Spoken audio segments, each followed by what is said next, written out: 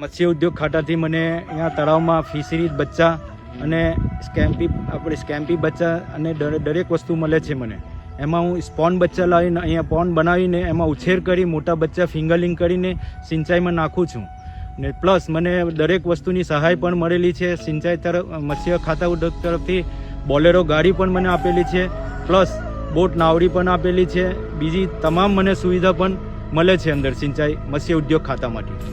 ને હું પણ એમાં લાઈવ મચ્છી વેચું છું અને પ્લસ બોલોડાથી લાઈવ મચ્છી મોકલું બી છું ને અહીંયા મોટું માલ કરી ને માર્કેટમાં સપ્લાય કરું છું.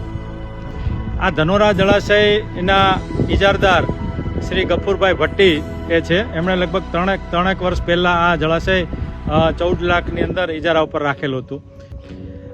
અમે જે central inland fisheries research institute જે છે બરાકપુર કલકત્તાની અંદર, એની અંદર અમે બેસ્ટ ફિશ ફાર્મરની કેટેગરીની અંદર ગફુરભાઈનું નામ સજેસ્ટ કરેલું હતું.